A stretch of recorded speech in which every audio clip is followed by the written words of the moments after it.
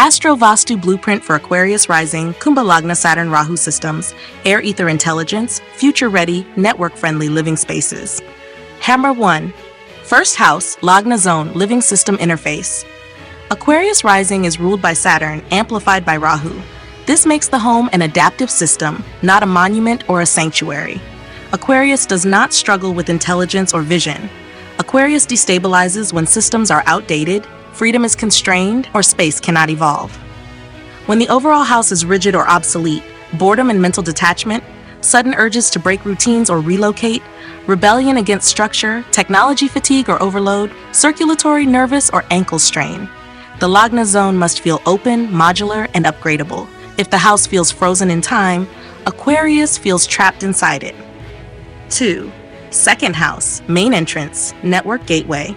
This zone governs how opportunities, people, and ideas enter life. North supports innovation, income, and ideation. Northwest supports circulation, movement, and social exchange. When the entrance is heavy, overly traditional, or cluttered, opportunities feel blocked, social energy stagnates, motivation to engage drops. A clean, modern, intelligent entry restores the sense the system is open. 3. Third house, living room, collective exchange hub. This space governs how Aquarius connects, collaborates, and communicates. Aquarius needs flow more than form. Rigid symmetry or fixed seating restricts idea movement. When aligned, conversations feel stimulating, collaboration flows naturally, social engagement energizes rather than drains. When misaligned, restlessness, social detachment, mental overstimulation. This zone teaches Aquarius how to connect without losing autonomy. 4. Fourth house, inner stability without emotional weight. This zone governs emotional anchoring without intensity. Aquarius does not need emotional drama, it needs predictable systems. Overly sentimental decor or chaotic layouts overwhelm the nervous system. If disturbed, emotional numbness, difficulty feeling settled, avoidance of home space. When stabilized, this zone allows Aquarius to feel secure without being contained. 5. Fifth house, creative intelligence and experimentation. This zone governs innovation, creativity, and playful intelligence. Aquarius creativity is experimental and future-oriented. Over-decoration or emotional heaviness suppresses originality. When balanced, ideas flow freely, innovation feels joyful, confidence grows through originality. When blocked, mental stagnation, rebellion without direction, loss of creative excitement. 6. Sixth house, kitchen and energy management for Aquarius Rising. Fire supports mental stamina and routine stability. When aligned, energy distributes evenly, routines stabilize, burnout reduces. When misplaced, erratic habits, nervous exhaustion, inconsistent discipline. This zone determines whether Aquarius can sustain innovation over time. 7th house, master bedroom, nervous system reset. This is the most important zone for Aquarius Rising. Aquarius must ground fully at rest, or detachment increases. When disturbed, irregular sleep, emotional distancing, feeling unanchored. When aligned, sleep stabilizes, emotional presence returns, freedom feels safe. This is where Aquarius learns that grounding does not equal confinement. 8. Eighth house, storage, data, and residual noise. This zone governs hidden clutter, old data, and unused systems. Aquarius is highly sensitive to obsolete information. When balanced, mental clarity improves, innovation sharpens, anxiety reduces. When neglected, information overload, resistance to change, mental fatigue. 9th house, vision, ideology, and future ethics. This zone governs Aquarius' belief in progress and humanity. Without coherence here, innovation loses meaning. When aligned, vision feels ethical. Ideas serve collective good, faith in the future returns. When blocked, cynicism, detachment from purpose, ideological confusion. 10th house, innovation, strategy, and public role. This zone governs how Aquarius contributes to society. Aquarius thrives when work feels relevant and future-oriented. When aligned, authority feels flexible, strategy evolves smoothly, career growth aligns with values. When misaligned, boredom, sudden career shifts, resistance to hierarchy. 11th house, networks, communities, and systems. This zone governs collective support and shared vision. Aquarius needs responsive networks, not rigid groups. When balanced, community energizes, collaboration feels equal, opportunities multiply. When blocked, social alienation, loss of motivation, feeling misunderstood. 12th house, detachment, awareness, and systemic insight. This zone teaches Aquarius the core lesson. You belong to the system, but you are not trapped by it. It governs mental release, cosmic perspective, innovation beyond ego. When aligned, freedom deepens, anxiety dissolves, insight matures. When disturbed, escapism, insomnia, over-intellectualization. Core AstroVastu principle for Aquarius. Rising AstroVastu for Aquarius is about future-proofing space. When your home opens the north and northwest, grounds the southwest, integrates technology consciously, keeps the northeast light and expansive. Saturn expresses as sustainable systems, Rahu expresses as innovation and originality, and Aquarius experiences freedom without chaos. A Kumbha home must function like a living system, adaptable, intelligent, and alive. AstroVastu Blueprint for Aquarius Rising, Kumbha Lagna. Saturn-Rahu systems, air ether intelligence, future-ready, network-friendly living spaces. 1. First house, Lagna zone, living system interface. For you as an Aquarius rising, the home is not a monument, not a sanctuary, and not a statement. It is a living system. Saturn gives structure. Rahu accelerates evolution. You do not struggle with intelligence or vision. You destabilize when systems become outdated, freedom feels constrained, or space cannot adapt. When a home is rigid or frozen in time, boredom turns into detachment, detachment into rebellion, and rebellion into sudden urges to break routines or relocate. The body echoes this: nervous strain, circulation issues, ankle sensitivity.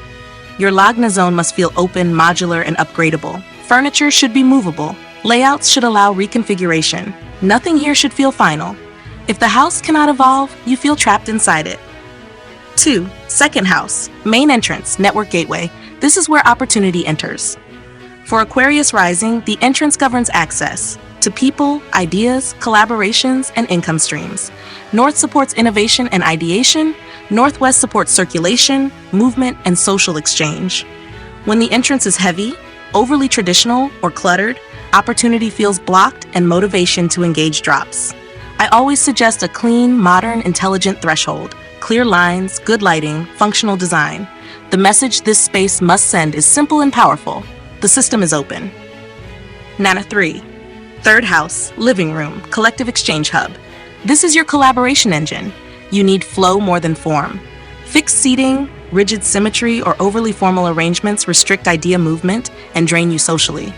When aligned, conversations feel stimulating, collaboration flows naturally, and social engagement energizes instead of exhausts. When misaligned, restlessness grows.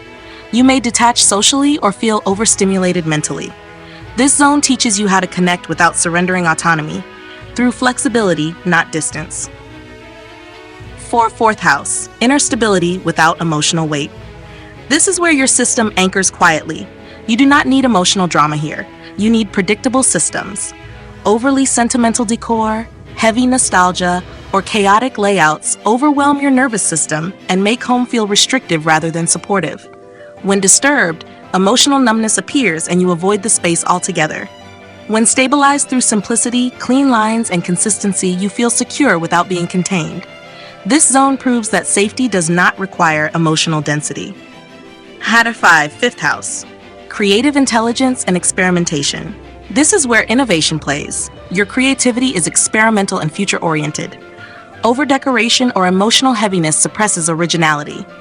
When balanced, ideas flow freely, innovation feels joyful, and confidence grows through originality rather than validation. When blocked, mental stagnation appears, followed by rebellion without direction. This space reminds you that creativity thrives when experimentation is allowed without expectation. 6. Sixth house, kitchen and energy management. For Aquarius rising, fire supports mental stamina and routine stability. This zone determines whether you can sustain innovation over time. When aligned, energy distributes evenly, routines stabilize, and burnout reduces. When misplaced, habits become erratic and nervous exhaustion follows. The kitchen must support efficiency and consistency, not intensity. This is where your system learns how to run long cycles without crashing. 7. Seventh house, master bedroom, nervous system reset. This is the most important zone for you. If you do not ground fully at rest, detachment increases. Sleep becomes irregular. emotional presence fades. You feel unanchored even when surrounded by people. When aligned, sleep stabilizes, emotional presence returns, and freedom feels safe rather than isolating. This is where you learn a crucial truth. Grounding does not equal confinement. 8. Eighth house. Storage, data, and residual noise. This zone holds obsolete systems. You are acutely sensitive to outdated information, old files, unused technology, forgotten data. When clutter accumulates here, mental noise increases and innovation dulls. When balanced, clarity improves, anxiety reduces, and forward thinking sharpens. Clearing this space is not about order, it is about upgrading your internal operating system. 9. Ninth house. Vision, ideology, and future ethics. This space shapes your faith in progress. Without coherence here, innovation loses meaning and cynicism sets in. You may detach from purpose or question the value of contribution. When aligned, vision becomes ethical, ideas serve collective good, and faith in the future quietly returns. This zone ensures that your originality answers to humanity, not ego. 10. 10th house. Innovation, strategy, and public role. This is where your future-mindedness meets society. You thrive when work feels relevant and evolving. When aligned, authority feels flexible, strategy adapts smoothly, and career growth stays aligned with values. When misaligned, boredom leads to sudden career shifts or resistance to hierarchy. This space must allow evolution without rupture. 11. 11th house. Networks, communities, and systems. This zone governs collective support. You need responsive networks, not rigid groups. When balanced, community energizes, collaboration feels equal, and opportunities multiply organically. When blocked, alienation grows, motivation drops, and you feel misunderstood. This space teaches you that belonging works best when systems respond, not control.